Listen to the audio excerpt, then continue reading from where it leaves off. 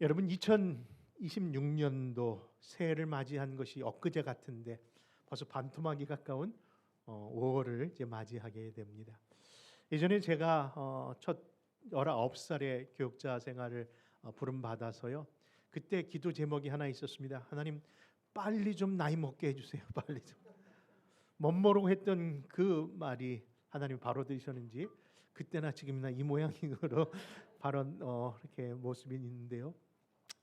여러분 그 당시에는 세월이 너무 안 간다고 빨리 좀 가는 세월을 경험하기 위해서 기도했는데 지금 보니까 여러분 왜 이렇게 시간이 빨리 가는지 그 증거가 아마 제가 이제 나이를 먹어갔구나 하는 것을 증거하는 것 같습니다. 그러나 옆 사람 보시면서 또 한번 인사할까요? 그래도 곱고 아름답습니다.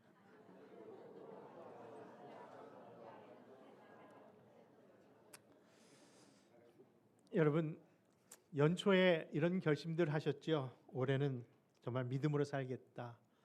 근데 올해 26년도는요. 참으로 우리 아름다운 교회가 기쁘고 즐거운 것은 그냥 작심삼일, 그렇죠? New Year's Resolution이라고 그냥 새해 결심만 하는 평상적인 관계가 아니라 진짜 믿음으로 살겠다고 하는 성도들이 계시면서요. 지금 5월 달이 다 돼가는데 그 연초에 가졌던 결심들을 아직까지 이루고 계시고 또 그것을 누리고 계신 분들이 있다는 것, 또 많다는 것이 얼마나 감사인지 모르겠습니다. 여러분, 그렇죠. 하루를 기도와 말씀으로 그리고 마지막을 또 기도와 말씀으로 살겠다.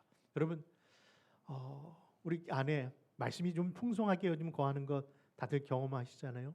하루를 시작하기 전에 예전에는 급하면 그냥 나한테 이메일이 모든 것이 왔나, 카카오톡에 누가 메시지 보냈나, 아니면 은행 잔고에 얼마 남았나 그걸 맨날 살피던 내 습관이 이제는 내려놓고 먼저 하나님 말씀 그리고 기도해야지. 여러분 그 모습이 지금 습관화되고 있다는 것이 감사하고요. 올해는 영육간의 강건을 위해서 애쓰는 것, 또 주일 성수만이 아니라 주중 예배, 여러분 금요 찬양 예배나 토요 새벽 예배도 얼마나 많은 분들이 요즘 열심으로 섬기고 있는지 목사로서 큰 기쁨과 감격입니다. 그런데 그 결심들을 더 격려하는 마음으로 지금 신앙적 교훈 시리즈를 하고 있는데요. 오늘도 그런 의미에서 몇 가지 격려의 말씀을 더 하렵니다. 여러분 신앙생활 승리하기를 원하십니까? 네. 그렇다면 여러분 지금 선한 일을 하고 있는 일에 결코 낙심하지 마시기 바랍니다. 아마 오늘 목사님들이 그런 동감을 하시는 것 같아요. 진짜요, 우리 목회를 수십 년을 했는데 보이는 열매가 농사처럼 아니면 과수원의 과일처럼 좀 주렁주렁 빨리빨리 좀 맺었으면 좋겠는데 그러지 못한 것에 낙심이 되잖아요. 여러분들은 인천공항에서 오시면서 비행기를 타셨겠지만 제가 오던 해는요. 아마 이 자리에 있는 대부분이 어느 공항 이용하셨습니까? 김포공항에서 미국 왔습니다. 상상이 안 되실 겁니다. 그때 오면서요. 아니 미국 간다는데 왜 이렇게 온갖 친척이 다 와서 우는지. 아니 미국 간다는데 축하해 줄 일이 아니라 뭐 우는 거예요. 왜일까요? 이제 못 볼까 봐. 여러분 이런 낯선 땅에 우리가 여기 와 있는데 진짜 뭐예요? 하나님의 은혜로 살고 있습니다. 영어 한마디 못하고요. 아직도 사위가 외국 사위인 것이 부담스러워서 헬로 한마디 하고 그냥 서로 먼 산만 보고 있습니다. 그래도 자식이 좋다니 사위로 삼고 있고 자식처럼 섬기고 있지만 그 부담감은요. 이루 말할 수가 없는 형편입니다. 그러나 여러분 우리의 영성은 일상의 영성에서는 좀 부족할다 할지라도 여러분들 하나님 주시는 힘으로 잘 버티고 있는 줄 믿는 겁니다. 그런 의미에서 여러분 선을 행하되 낙심하지 마십시다. 오늘 본문의 말씀을 보면요. 사도 바울이 제1, 2차 전도 여행을 통해서 갈라디아 지방의 성도들을 섬긴 그런 개척의 역사인데요. 많은 분들이 소아시아를 갔더니 왜 갈라디아 교회가 안 보입니까? 라고 묻더라고요. 아니 데살로니가 교회도 받고 비록 뭡니까? 간판만 있는 지역이었지만 또 골로새 교회 또는 에베소 교회 또는 서문화 교회 많은 교회를 찾아왔는데 왜 갈라디아 교회는 안 보입니까? 갈라디아서를 배우면서 교회가 어려움이 있다고 했는데 정말 없어진 겁니까? 알고 보니까요. 갈라디아 교회는 원래 없더라고요. 갈라디아 지역의 교회가 있을 뿐인 거죠. 바로 이 갈라디아 지역의 교회를 개척한 사도 바울이 복음의 확장의 역사를 통해서 많은 사람들이 주님께 세워지고 또 교회가 세워졌지만 안타깝게도 거짓 교사들로 인해서 그 교회에 어려움이 찾아옵니다. 결국 복음이 진정한 바른 복음이 들어와야 되는데 다른 복음 때문에 그 한 끗 차이가 교회를 결국 어렵게 만들었고 그 복음의 기쁨도 결국 사라지는 그런 안타까운 현실이 바로 이 갈라디아 지역의 교회들의 형편이었습니다. 믿음을 벌어보니까요, 저버려다 보니까 그냥 믿음이 쓸려가는 것처럼 그런 떠밀려 가는 거 있는 것을 보고 결국 그것에 인하여 무력감에 빠진 모습들이 한 단어, 낙심이란 단어로 종결되더라는 거죠. 그래서 오늘 본문이 그러한 본문 안에 그런 배경 안에 오늘 본문 갈라디 6장 9절이 주어진 겁니다. 그런 의미에서 다시 한번 읽어볼까요? 같이 한번 읽습니다. 시작.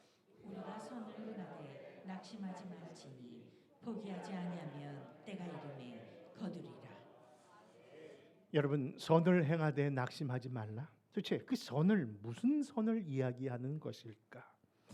본문의 문맥으로 보니까요. 그 앞절에 보니까 육체를 따라하지 않고 바로 성령님을 위해 심은 일들이다라고 표현하고 있어요. 육체를 따라 삶이 아니라 성령 하나님이 우리에게 주시는 그 마음, 그 명령에 순종하고 살았던 일들 아닐까요?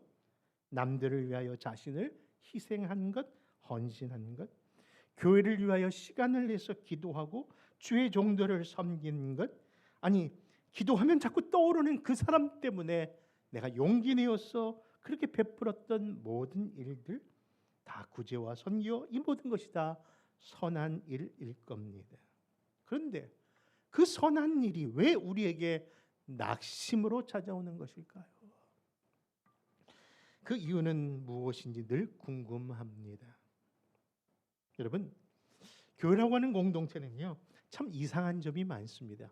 지난주에 파킹장의 이상한 점 말씀드렸죠. 그렇죠? 부부가 싸우다가도요 파킹장만 나오면은 점잖해지고 그때까지는 조용해진다가 그렇죠? 예배를 마치고 다시 파킹장을 나갈 때면 또 왼수처럼 서로 안 보는 것. 그렇죠?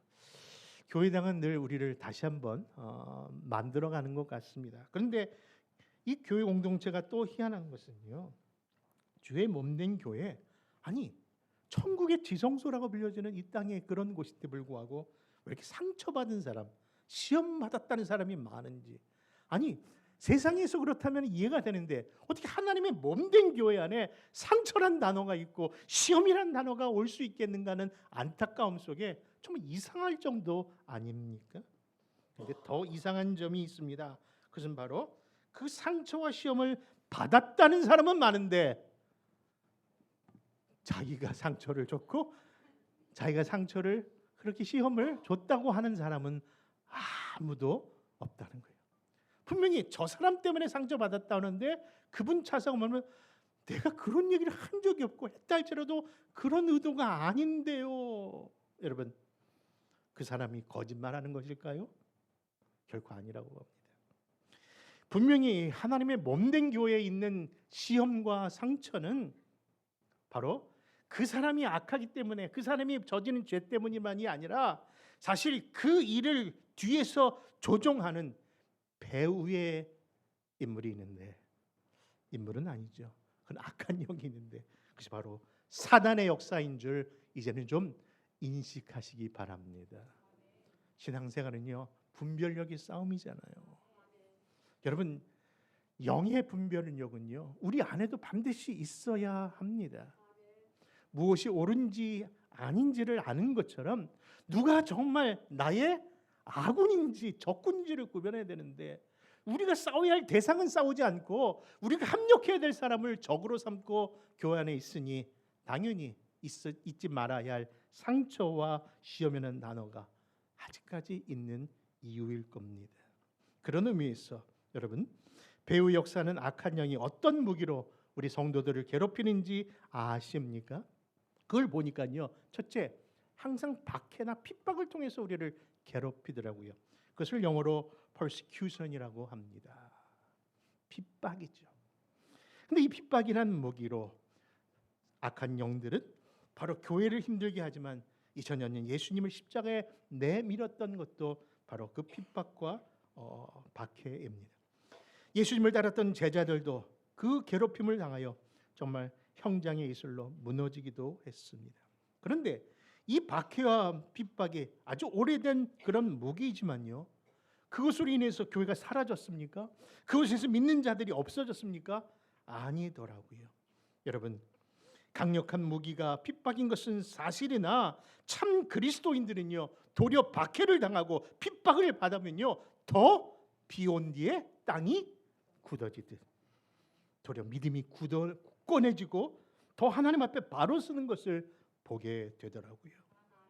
그러므로 사랑하는 성도 여러분, 핍박과 박해 속에서도 하나님의 약속 붙잡고 도리어 더욱더 주님께 나아가는 새로워지는 성도 되시기를 바랍니다.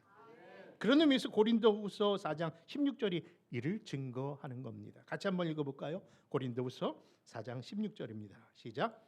그러므로 우리가 낙심하지 아니하노니 겉사람은 후패하나 우리의 속은 날로 새롭도다.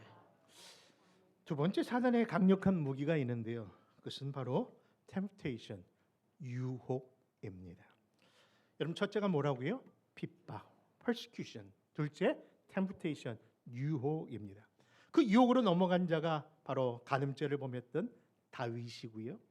누가복음 15장에 나오는 비유 가운데 둘째 아들이 재물의 유혹에 넘어가 결국 집을 떠나 호랑방탕한 세월을 하게 됩니다. 그런데 그것도 역시 유혹이 분명히 그 인생을 실패의 자리처럼 내몰았지만 그 실패의 자리에서 그 실패가 도리어 인생의 거울이 됨으로 인하여 다시금 자신을 발견하게 됩니다. 내가 하나님과 아버지께 죄를 지었거늘. 그 자기가 죄인임을 깨달으면서 결국 어디로 향해서 주님을 향해 아버지께로 돌아가게 만드는 일들이 도리어 그 유혹과 그 실패 속에서도 다시금 하나님의 사람으로 만들어 가시는 것을 보면서 여러분, 이 유혹, 사단의 강력한 무기지만 결코 하나님의 사람, 하나님의 일을 여러분 막아설 수 없음을 믿는 겁니다. 그런데 하나, 이처럼 우리를 괴롭히는 환난과 핍박, 우리를 흔드는 유혹이 있다 할지라도 그래도 일어섰는데, 아니 지난 2000년 교회 역사상 가장 많은 성도들이 이 유혹에 또 이런 핍박에 또 넘어지고 또 넘어지는 그런 하나의 사단의 무기가 하나 더 있다는 겁니다. 여러분, 그것이 무엇이냐고요? 그것이 바로 낙심, 디스커리지먼이라고 하는 낙심입니다. 여러분, 우리가 용기를 불어 넣어주다 할 때 인커리지먼 한다고 그러지 않습니까? 근데 그 인이 사람에서 그것을 빼버리니까 낙심이 된다는 표현의 단어가 바로 이 디스커리지먼입니다. 그렇습니다. 사단이 주는 핍박이나 혹은 유혹 등에서도 든든히 서려고 하는데 왜 믿는 사람 가운데 반복적으로 용기를 잃어버리는 이 낙심의 문제가 닥쳐오는 것일까요?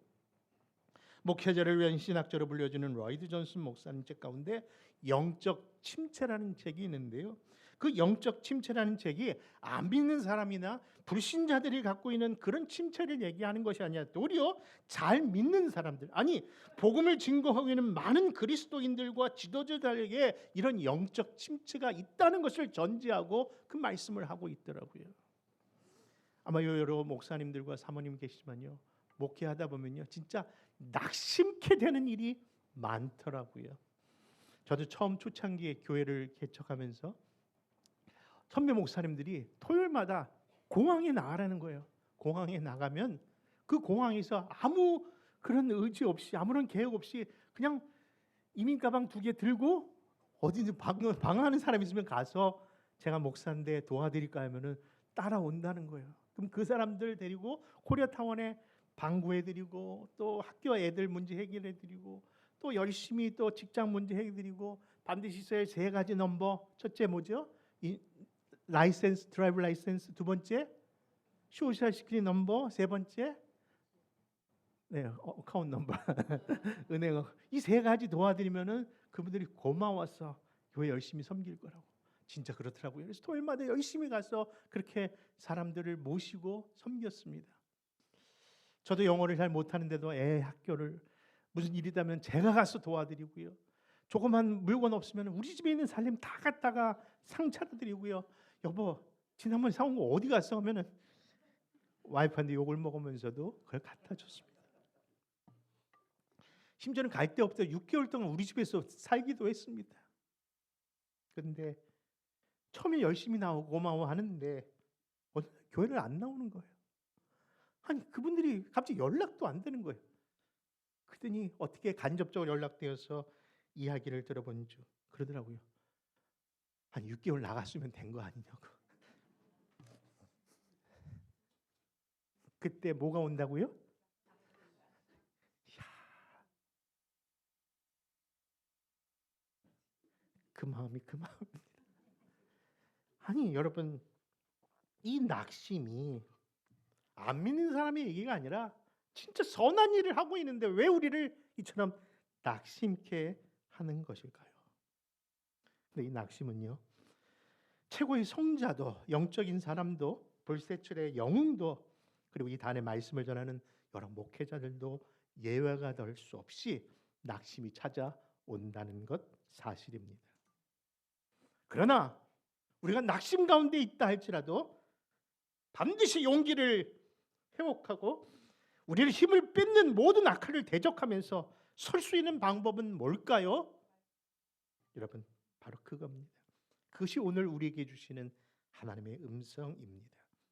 첫째, 그것은 바로 하나님과 하나님의 약속의 말씀을 끝까지 신뢰하는 것인 줄 믿습니다. 그 말씀에 대하여 데살로니가후서 3장 3절은 이렇게 말씀합니다. 같이 한번 읽어볼까요? 시작. 주는 신실하사 너희를 굳건하게 하시고 악한 자에게서 지키시리라. 여러분, 구약의 파란만장한 인생을 사는 사람이 누구냐 하면 제일 떠오르는 사람이 저는 다윗이라고 봅니다. 그는 인생에 여러 가지 문제들이 있었는데 신분의 문제가 있었고요, 인간관계의 문제가 있어요. 미국 살다 보니까 이 두 개가 제일 힘들어요. 여러분들, 어떤 분들은 비행기 타면서 영주권 받아온 사람도 있지만요, 20년, 30년이 지났는데도 아직도 이 신분 문제가 해결되지 않아 지금도 불안 속에 사는 사람이 우리 안에 있습니다. 많은 분들이 지금 우리 여러 목사님, 사모님들이 야, 미국 여기가 바로 천국 다음에 분당 다음에 미국이라고 예, 그런 얘기 하지만요, 살아보세요. 천당인가? 정말 힘듭니다. 근데 여러분, 그 아시지 않습니까? 바로 우리의 신분 문제, 우리가 살고 있으면서 당하는 여러 그런 인종적인 차별 문제, 그걸 감수하고 있습니다. 그런데 그런 모습이 바로 이 다윗에게 있다는 것이죠. 여러분, 출생과 신분의 문제를 안고 있던 그 다윗은 유다 지파에서 이새의 8째 아들 중에 가장 막내로 태어나 들판에서 양을 치는 동안 아무에게도 관심의 대상이 못 받았던 자가 다윗 아니던가요? 그러니까 가장 낮은 자리 위에서 그런 신분과 환경 속에 정말 철저하게 그 신분의 문제, 출생의 문제가 어려움을 당한 사람이 바로 다윗입니다. 인간관계는 어떻습니까? 형들한테 존중받지 못합니다. 아니, 자신을 세워줄 왕을 발견하고 큰 기쁨이 있어 장수가 되었지만 그것도 잠시 그에게 원수가 됨으로 인해서 젊은 날을 도망자의 삶을 살 수밖에 없는 인생으로 전락됩니다. 여러분, 심지어 중년과 노년은 어떨까요? 여러분, 그의 아들, 그래서 이름을 잘 져야 되는데 왜 저도 암놈, 압살놈, 죽일 놈이라고? 그 자녀들이 왼수가 되었어. 그 왕위를 찬탈하고 결국 불안하여 자기가 원수라고 부르짖며 그 골리앗 장군을 모셨던 그 블레셋 진영까지 머리를 쓰고 숨어 지내야 될 형편의 모습이 다윗의 인생이니 말 그대로 파란만장한 인생을 살았던 자가 바로 이 다윗이라 할 수 있는 겁니다. 그런데 그런 환경과 내용은 성경에 있는데 어디를 뒤져봐도 이 다윗이 하나님을 향하여 낙심했다는 말은 없더라고요. 왜일까요? 그래서 하나님이 기뻐하시기에 내 마음에 합한 자라고 하는지는 모르겠으나 그가 낙심하지 않은 이유가 저는 이 말씀 속에서 찾아봅니다. 그것은 바로 낙심의 환경은 있었지만 그 낙심의 환경 속에 계시는 하나님의 신실함을 끝까지 신뢰하였다는 증거입니다. 그래서 모든 문제의 담을 잘 뛰어넘는 그런 모습을 도리어 시편에서 이렇게 고백합니다. 여러분 다윗의 시인 시편 18편 29절과 30절의 말씀 한번 같이 읽어볼까요? 같이 읽습니다. 시작. 내가 주를 의뢰하고 적군을 향해 달리며 내 하나님을 의지하고 담을 뛰어넘나이다. 하나님의 도는 완전하고 여호와의 말씀은 순수하니 그는 자기에게 피하는 모든 자의 방패의 시로다. 여러분 우리가 의지하고 우리가 신뢰하는 그 주님 끝까지 붙드시기 바랍니다. 여러분 그러므로 고난이라는 담과 질병이라는 장애 앞에 놓였다 할지라도요. 여러분 낙심하며 멈춰 설 것이 아니라 나의 방패시고 나의 피할 요새이신 주님의 약속을 붙잡고 인생의 모든 장애물을 잘 뛰어넘어가는 저와 여러분 되시기를 축원합니다. 둘째, 낙심 가운데 우리가 넘어지지 않을 이유는 우리에게 허락하신 기도와 찬송이 있기 때문입니다. 여러분 야고보서 5장 13절 말씀 한번 같이 읽을까요? 야고보서 5장 13절입니다. 시작. 너희 중에 고난 당하는 자가 있느냐? 저는 기도할 것이요 즐거워하는 자가 있느냐? 저는 찬송할지니라. 아멘. 어제 새벽 이 강단을 통해서 주의 음성을 들었는 줄 압니다. 뭐라고요? 기도는 문제를 만났을 때 하다가 마지막에 하는 보류가 아니라 어떤 일이든지 항상 먼저 해야 되는 것이다. 여러분 그리할 때에 문제보다 더 크신 하나님을 발견하게 될 것이라는 것이죠. 한번 따라해 볼까요? 문제보다 크신 하나님. 여러분 사람을 보고 세상을 보면요, 그렇죠? 만족할 수 없고 나만 초라해집니다. 그런데 문제보다 크신 하나님을 바라보면요, 그 문제가 작아 보이고 그 문제가 문제력이지 않게 되는 자리로 인도하는 것이죠. 누가 우리에게 묻기를 당신의 도움은 어디서 오는 거야? 나의 도움은 천지를 지으신 여호와께로소이다. 그 하나님이 누구의 하나님? 나의 하나님인 줄 믿는 겁니다.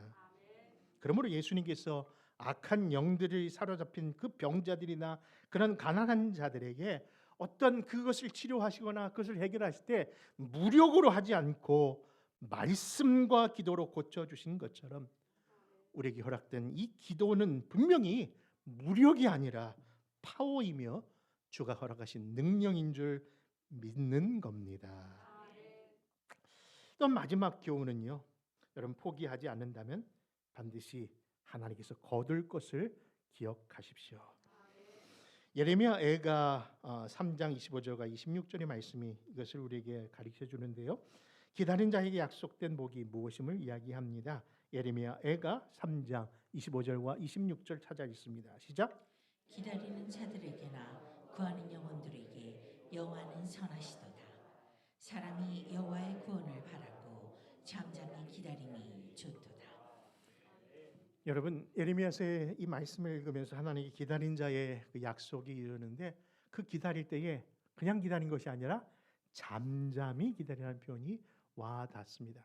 여러분 기억하십니까? 지난주에도 이 잠잠이라고 하는 표현, 다른 성경 번역에는 요즘은 가만히라고 하는 표현. 근데 가만히 하면은 꼭 가만히가 생각나서 그 표현을 안 쓰고 저는 잠잠이라고 자꾸 바꾸어 부르게 되는데, 여러분 잠잠하다, 잠잠이. 여러분 그 상황을 언제 얘기하는고 하니 이스라엘 백성들이 출애굽 당시에 홍해가 앞에 놓았을 때, 도저히 인간의 힘으로는 넘어갈 수 없는 그 순간에 있을 때에 하나님께서 말씀합니다. 뒤돌아보니까 도리어 뒤로 갈 수도 없는 애국 군대가 그들을 죽이려고 달려오는 그 모습을 보면서 진퇴 양난의 모습이 그 사자 성어처럼 놓여 있는 겁니다. 그때 하나님께서 그 백성들에게 이렇게 말씀합니다. 너희는 두려워하지 말라. 가만히 서서, 제 표현으로 다시 그 단어를 보면 잠잠히 서서 여호와께서 오늘 너희를 위하여 행하시는 구원을 보라. 여러분 방금 읽어드린 가만히 혹은 잠잠이라는 단어가 이 말씀 가운데 우리가 기억되는데요. 그 말씀이 출애굽 14장 13절과 14절에 반복적으로 나와요. 그런데 재미있는 것은 그 두 단어가 우리말 성경에는 가만히 서서 또는 잠잠히 서서라고 되어 있지만은 그게 서로 다른 단어입니다. 다시 말씀을 드린다면 14절에 나오는 잠잠히, 가만이라는 것은 하라시라는 히브리어 단어인데 입을 다물고 좀 침묵하라는 의미에서 가만히 있는 거고요. 13절에 나오는 가만히 또는 잠잠이라고 하는 것은 바다케, 바카테라고 하는 표현인데 이 단어인데 이는 신뢰하다, 안심하다. 결국 안식의 의미에서 가만히 있어도 된다라고 하는 의미입니다. 여러분 홍해와 애국 군대 앞에 어떻게 가만히 있을 수 있을까요? 두렵고 걱정이 사로잡혀 호들갑을 떠는 것도 당연한 모습인데 어떻게 잠잠할 수 있을까요? 여러분 바로 하나님의 약속의 말씀은 우리가 믿어도 되는 줄 믿습니다. 하나님께서 입을 다물게 하시는 것은 불안해하지 말라는 의미고요. 또 하나의 의미는 하나님께서 너에게 진짜 안식을 준다는 이야기인데 그와 같은 역사가 그 마른 땅을 걷게 하는 그 갈라짐의 역사만 있었던 것이 아니라 방금 우리가 살펴봤던 바다케라고 하는 그 단어, 잠잠하라 하신 그 단어가 이 불안한 시대에 우리가 취해야 할 진정한 안식과 쉼이 무엇인지를 증거하는 단어더라고요. 여러분 말씀드렸죠, 지난주에 잠잠하라 하신 이 바타케라고 하는 그 단어가에서 영어에 무슨 단어가 나왔다고요? vacation, 바카테, 바로 vacation이라는 단어가 나왔다는 겁니다. 여러분 오늘날 인스턴트가 판을 치고 스피드가 곧 미덕으로 여기지는 이 시대에 기다림 자체가 더 고통입니다라고 표현하겠지만 여러분 우리가 왜 잠잠히 기다릴 수 있고 가만히 기다릴 수 있는 것은 바로 그 구원의 때, 그 기다림의 약속의 후에는 반드시 가장 좋음의 역사가 일어날 줄 믿기 때문입니다. 사랑하는 성도 여러분, 우리가 허락하신 이 잠잠하다, 가만히 그 구원을 보라 하셨던 그 말씀을 하신 그 주님은 우리에게 그 놀라운 기적의 역사를 죽음 가운데 살아나신 예수의 부활로 증명하셨습니다. 그것을 우리에게는 소망의 부활이라고 얘기하고 부활의 소망이라고 합니다. 그런데 이미 부활의 소망을 받았으면 끝일 텐데 여러분들 그 부활의 소망을 갖고 있는 성도들이 이제 다시 오실 주님을 향해서 우리가 어떻게 버텨서야 하는가를 이야기하면서 주신 고린도전서 15장 그 부활절 마지막 절은 이런 권면으로 이어집니다. 같이 한번 읽을까요? 54절입니다. 시작. 그러므로 내 사랑하는 형제들아 경고하며 흔들리지 말며 항상 주의 일에 더욱 힘쓰는 자들이 되라. 이는 너희 수고가 주 안에서 헛되지 않은 줄을 알미니라. 아멘. 그러므로 견고히 서시는 여러분 되시기를 바랍니다. 여러분 견고히 선다는 것은 무엇을 붙잡는 것인가? 저는 세 가지 기를 붙잡아야 된다고 생각합니다. 세 가지 기가 뭐냐고요? 첫째, 기억. 둘째, 기도. 그 다음에 기다림. 여러분 기가 뭐라고요? 하나님의 약속을 기억하고 주께 기도하고 주의 때를 기다리는 삶입니다. 여러분, 하나님이 좋으신 하나님은 말로만 좋으신 것이 아니라 가장 좋은 때에 우리가 생각한 것보다 더 좋은 것을 주시는 하나님이시기에 우리가 기다려도 되고 그것을 기억해도 되고 그것을 위해 기도해도 되는 줄 믿는 겁니다. 그러므로 오늘 주신 하나님의 말씀 다시 한번 읽어가면서 오늘 우리에게 주시는 음성, 주의 음성으로 받기를 원하며 우리 한번 오늘 갈라디아서 6장 9절의 말씀 같이 읽고 마치겠습니다. 같이 읽습니다. 시작. 우리가 선을 행하되 낙심하지 말지니 포기하지 아니하면 때가 이르매 거두리라. 그 신실하신 주님의 약속을 붙잡고 섬기시는 그런 교회와 가정과 성도들 다 되시기를 주의 예수의 이름으로 축원합니다. 기도합니다. 사랑의 주님, 때로는 인생이 거대한 장애와 문제들 앞에 솔직히 낙심되었음을 고백합니다. 주님 온전히 바라보지 못했고 사람과 세상을 바라본 이유인 줄 믿사오니 주님, 우리의 시선이 다시금 주님께 고정되게 하여 주옵소서. 신실하신 주님만 바라보게 하옵소서. 약속하신 믿음의 그 주의 말씀을 튼튼히 붙잡고 계속해서 나아가게 하여 주옵소서. 입술의 불평을 멈추라 하라시의 침묵을 허락하셨고 내 힘을 빼고 이제 주의 온전함을 의뢰하라고 바라크의 신뢰를 약속하신 주님, 이 낙심의 골짜기 속에서도 오직 주를 바라봄으로 인하여 독수리가 날개치며 올라가는 것처럼 새 힘과 용기를 날마다 더하여 주옵소서.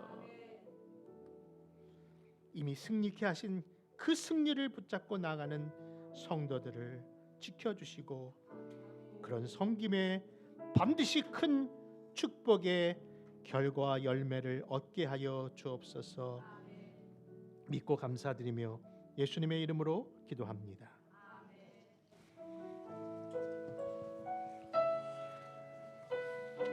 오늘 말씀 생각하시면서 같이 찬양합니다.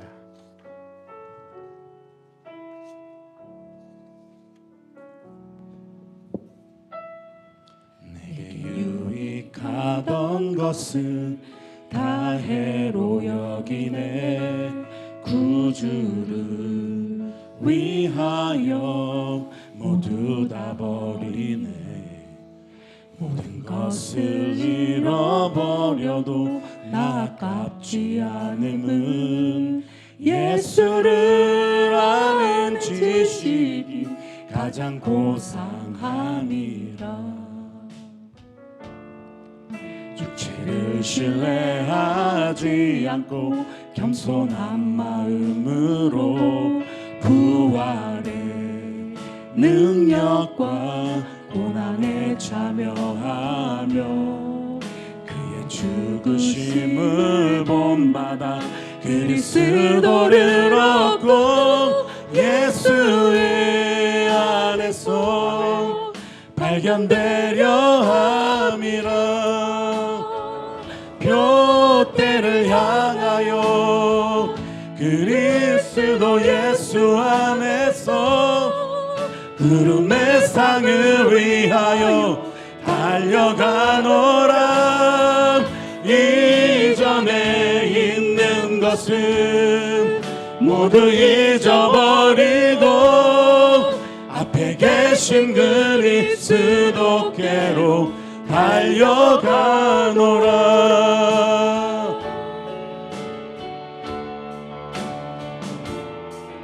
내게 유익하던 것은 다 해로 여기네. 구주를 위하여 모두 다 버리네. 모든 것을 잃어버려도 나 아깝지 않음은 예수를 아는 지식이 가장 고상함이라. 죄를 신뢰하지 않고 겸손한 마음으로 부활의 능력과 고난에 참여하며 그의 죽으심을 본받아 그를